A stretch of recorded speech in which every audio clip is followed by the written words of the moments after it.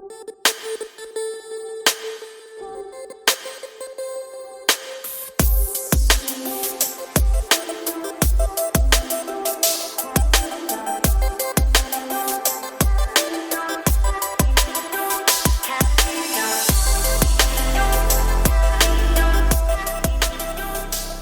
and welcome to the Be Elevated podcast. My name is John Spechtenhauser, and for those who want to join me in bettering ourselves, this is the place for you.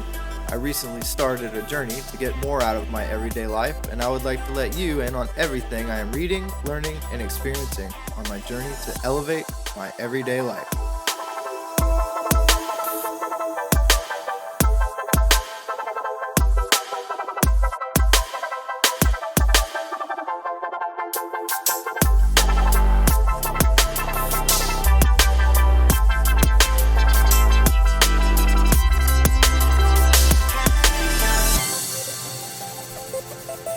Good afternoon and welcome to the Be Elevated podcast. My name is John Spechtenhauser and I'm glad you guys are here with me today.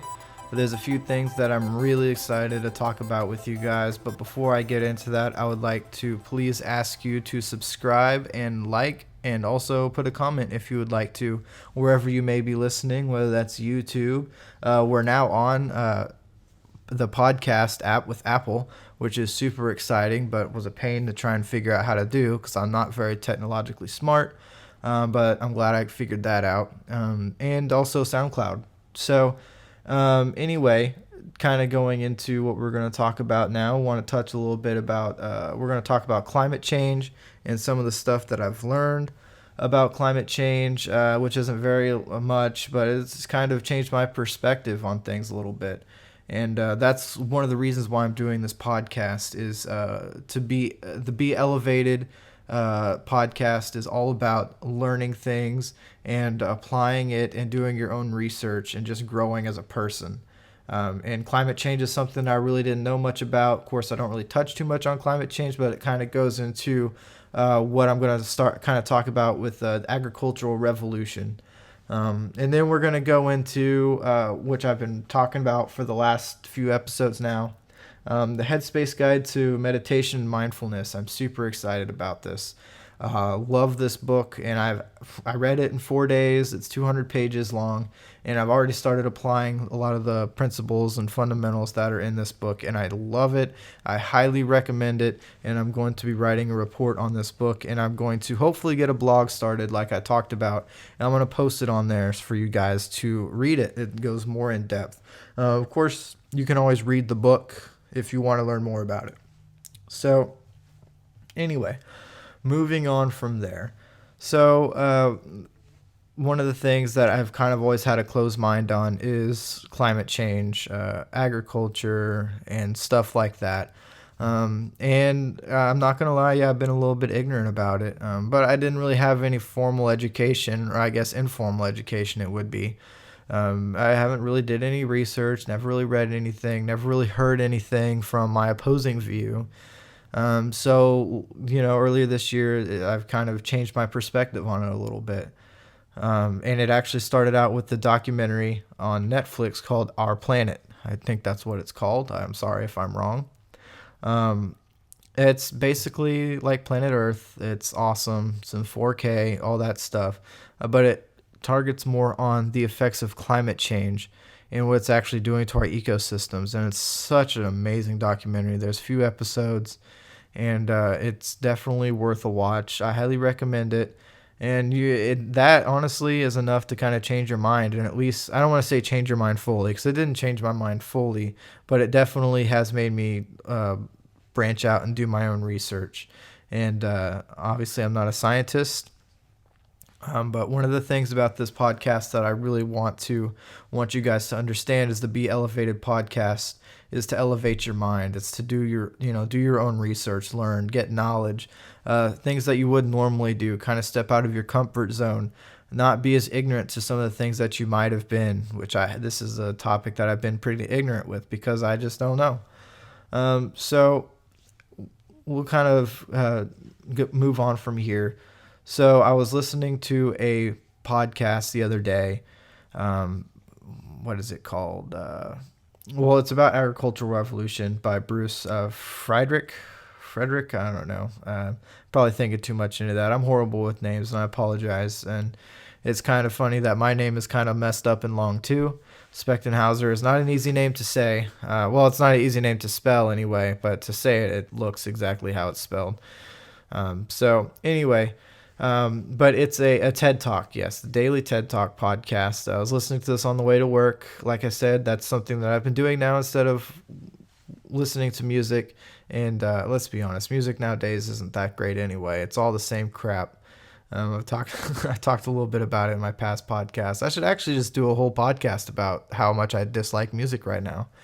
Um, and it's led me to wanting to listen to podcasts because I'd rather listen to people talk than people sing about stupid crap. Anyway, enough of that. But anyway, Agricultural Revolution. And it starts off saying that in a 2009 study, it was not so much about a study that they did was not so much about climate change, but it was talking about global agriculture is destroying humanity and the threat and stability of the planet.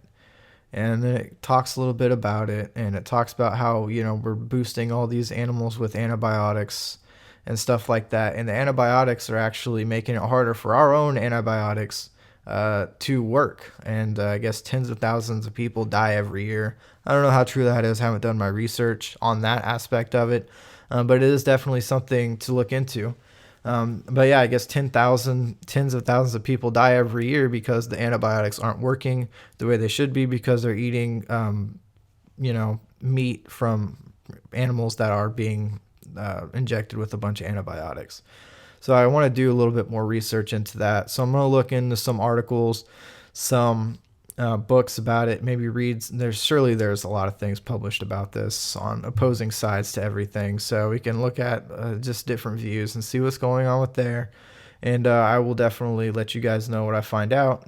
But then it goes on to say that the average American eats 200 pounds of meat. And that's insane. The average American eats 200 pounds of meat. Not only that, but meat productivity is going to need to increase 70 to 100% by the year 2050. That's what this podcast says. And I don't know if you guys have driven through the Midwest at all. I'm from Kansas, and I'm going to tell you what. There's a lot of cattle out in Kansas. There's a lot of cattle out in the Midwest. Now, just imagine that doubled.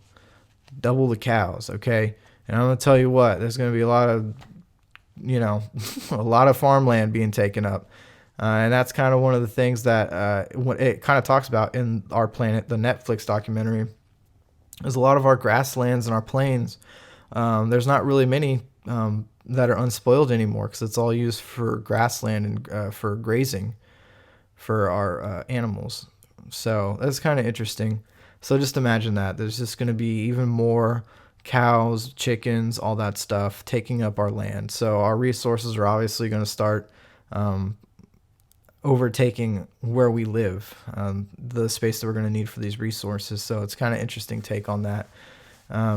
So then it goes into talk about we can get our meat from plants. And by that, we basically make plants into meat, I guess, or some sort of meaty substance. And one of the companies that are doing this that I actually recently tried because color me intrigued here, I decided to buy Beyond Meat, which is made out of plants. And it's really interesting how they do it.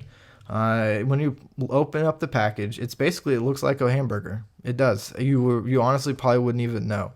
Unless you knew what you were eating, you would be like, this is pretty good. Because it did. It tasted good. I really couldn't tell the difference between that and an actual beef patty. As crazy as that sounds. If I did not know that I was eating a Beyond Meat burger, which is a veggie burger essentially, I would have never known. And they go as much as like getting the red tint of the meat down. And they do it by putting beets in the meat actually. You can go to their website. They'll tell you a lot about it. But anyway, I thought that was kind of interesting. But it also talks about growing meat from cells. Now, this isn't Beyond Meat. This is just another thing from the podcast that it talked about. Bruce goes on to say that we can grow chickens and slaughter in 6 weeks. So essentially, we would be able to grow chicken from cells in 6 days, essentially. So anyway, it was kind of an interesting thing, and I thought I would share that with you guys because I know nothing about this stuff, and it was really interesting to just, I didn't even choose to listen to this. It was just on my podcast, and it was one of the things that was up next on the playlist to play, and it was pretty interesting. So I'm glad I was able to share that with you guys, and I recommend you listen to it. Along with all the other TED Talks that are on there, because there's a lot of good ideas on there, and some kind of opens the mind a little bit. But anyway, now that I'm done with this, I want to go into what I've been talking about for the last 2 episodes is the book, The Headspace Guide to Meditation and Mindfulness by Andy Puddicombe. Okay. Whenever I first got this book and I told you guys about it, I told you how I found it. It was on Bill Gates' blog, www.gatesnotes.com. And it's actually his blog. He does everything on it. And one of the things that he has on there, which is actually how I came across it, is a reading list, a recommended reading list. So this is books that he's read that he recommends. And this is one of the ones that were on there. And so I was like, yeah, I've always kind of wanted to know a little bit about meditation. And if this is something that is on his list, I'm going to go ahead and look at it and see what I can learn. So got the book in the mail the next day and read it the day after I finished The Intelligent Investor. So this book is amazing. It has opened my eyes to things that I never thought were even possible. And they even have an app, a Headspace app that the author helped create. I highly recommend you download it. I have downloaded it, but anyway, so I guess we'll kind of get in on this. So the book is he's a monk essentially. Andy has went through and stayed at several monasteries. I think that's what it's called. Anyway, basically where it's where people go to meditate, and he's been everywhere. He's been Australia, he's been Asia, places like that to practice meditation. Has learned from several different teachers. But the thing that he has a lot of stories in there, which are really fun. I recommend you guys read this book. So it's actually pretty funny. Anyway, it talks about what meditation actually is. And if you guys are anything like me, I thought meditation was just clearing the mind. And that's actually completely wrong. It's not that at all. And actually, it's the opposite of that. It's actually being more aware of what's going on. It's being aware of your mind. It's being aware of your thoughts, being aware of your body. It's just being more aware, which is completely opposite of what I thought it was. So that right there, if you were completely wrong, that's one reason right there to pick up this book and read it. It's only 200 pages. It's a pretty quick read, but it's a good one. But anyway, everything that's in this book, all the practices with meditation, is in the Headspace app. So recommend you download it. It's free. You can buy stuff in it, obviously, like most other apps, but it's free. You get 10 free lessons, and I'm on number 5 right now. Tomorrow will be number 5. But anyway, so it talks about what is mindfulness, what is Headspace, what is meditation. I kind of went over what meditation is. So what is mindfulness? Because that's a really big part of this book. It's not just about meditation. It's about mindfulness. You've probably heard your parents say you need to be more mindful of what you're doing. And I think we can all agree that whenever we're driving or we're doing something, we kind of go on autopilot for a while. And so we're not being mindful about what we're doing. If we're walking, we'll walk down the whole block and be like, whoa, I don't even remember getting here. How did I get here? Well, you're being absent-minded there. It's actually very reckless and dangerous when you think about it. But so mindfulness is just the ability to be present. Whenever you're more mindful, you're in the moment. And it's really an interesting concept because it's actually really hard to be in the moment because our minds like to wander. We might think about something that's going to happen later today, something that happened in the past, but even something as simple as eating, doing the dishes, or running. just focusing on what you're actually doing in the present time. It's really interesting how that changes your mental health. And it goes into the book to explain. And I'll talk about some of the benefits here at the end. So we talked about meditation, mindfulness, and so I guess we'll talk about what Headspace is, which Headspace is the outcome of the mindfulness and the meditation, which is sometimes described as happiness in the book. So you have the Headspace guide to my meditation and mindfulness. And in the book, he talks about a simple exercise called Take 10. So it's basically a 10-minute exercise, which he goes through step by step in the book of basically just meditating. It's a 10-minute exercise that he recommends that you do every single day. Which, since I've started reading this book and learned about the Take 10, I've done it every day. And I got to tell you, the results are amazing. It's crazy. Just a few days of me doing this, and I already feel so much better. It just adds on to all of the exercise, the eating right, and everything that I've done. Now I've added meditation into my morning routine. I don't even know how it can get much better. I'm sure it will, and I'm excited to see how much better my life will get, but this is a routine that I don't plan on stopping anytime soon. Because I see the benefits of it. Just after a few days, I've seen the benefits of meditating, and I'm just more present in everything that I do. And it's awesome. It's a good feeling to know that I can be hanging out with my kid, and I'm not thinking about tomorrow. I'm not thinking about my future, which lately has been my retirement. How am I, which we talked about the book, Everyday Millionaires and The Intelligent Investor. So this is just, it helps me be present. It helps me focus on what's going on right now. And I actually feel like I'm being a better parent and a better husband by doing this, which is, it makes me feel good because I actually have full focus on what's going on. And one of my favorite quotes from the book, actually, it really touches on that. This is word for word in the book. It says, it can sometimes feel as though we're busy remembering, planning, and analyzing life, that we forget to experience life as it actually is rather than how it should be. That's pretty powerful because that's really the whole point of mindfulness. That's the whole, meditation helps you be more mindful. And then when you're more mindful, you're just more present in what's going on. And that's really what it's about. It's about just being more aware, being aware of your feelings, emotions, thoughts. Whenever you meditate, you're not trying to get rid of your thoughts. You're not trying to just be empty. That's actually the opposite. You want to be aware of your thoughts. And once you're aware of your thoughts, don't just try and shut them out, but just, as he says it, gently go back to focusing on whatever you're focusing on. But you're aware of those thoughts in your mind. It's actually a really awesome book. I recommend you read it. I'm going to write a report of this book. I have so many sticky tabs in this book. It is crazy. I probably have at least 20 or 30, and the book's only 200 pages long. So there's a pretty good tidbit of information in every single page of this. But I chose my favorite. Now, for some of you guys who may be wondering, oh, well, what does meditation actually do for you? Well, these are what I'm going to share with you are actual clinical studies that meditation has done for you or will do for you, and it's in the book.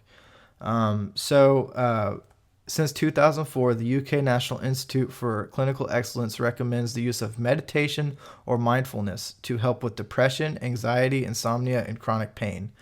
And in the book, it actually goes through several things that he has done in his own clinic because he has a Headspace and a mindfulness clinic.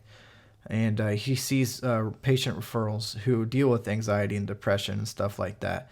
And he has so many stories in there that say how it's actually helped them. Even people who were addicted to alcohol and drugs. It's amazing.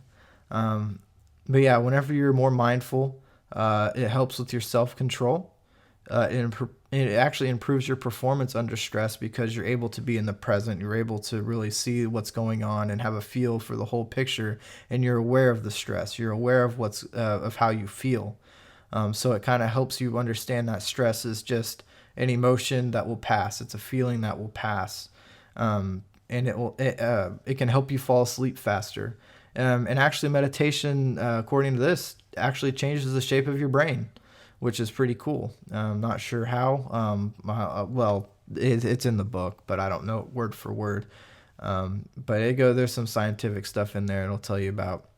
It enhances your quality of life, and it actually helps you have clearer skin, and it helps improve chances of conceiving. So those are just some of the things that meditation helps you with. And as you can kind of see, it all correlates with dealing with, everything kind of snowballs on top of each other. You have self-control, you're going to have less stress. If you have less stress, you'll sleep better. It's going to enhance your quality of life because you're able to improve your performance and deal with stress better. If you can do that, it's going to help clear your skin because we all know you break out whenever you have stress. So I highly recommend you read this book if you don't know anything about meditation, or even if you think you do, read this book. I promise you that it will expand your thoughts on it even more. Anyway, that's about all that I have for you today. Like I said, this is something that I was really excited to talk to you about. I feel like I've grown so much as a person in these first 6 months of the year, and I'm excited to keep growing. I've read 17 books this year, and I'm about to move on to 17. Or if I read 17 books this year, I'll have to lie. I think I've read 17 books this year, and I'm about to go on to 18 actually. It's in there somewhere. I should probably know that, but once numbers get so high, you kind of lose count. Apparently I can't count past 17. But anyway, I really appreciate you guys being here with me today. If you like what you heard and you want to hear more, please subscribe and like to the podcast. Like I said, we're now on Apple Podcasts. We are on YouTube. Hopefully, once we get the blog going, we can also do video podcasts.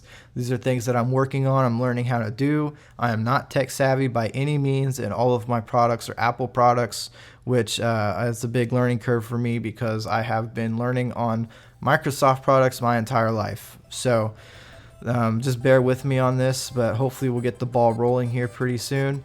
As always, do not forget to elevate your life. That is the whole point of this podcast, so you can learn and we can grow together. Thank you for listening, and have a wonderful day and elevate your life. Next time on the Be Elevated podcast. As crazy as it sounds, there are laws of leadership, just like there are laws of everything else in this world. Particularly, there are 21 laws. That's a lot less laws than that are of every other thing in the world. But yes, just 21 laws. I'm not going to explain all 21 laws, just the ones that are important to me. If you want to read about all 21 laws, the book is called The 21 Irrefutable Laws of Leadership by John C. Maxwell.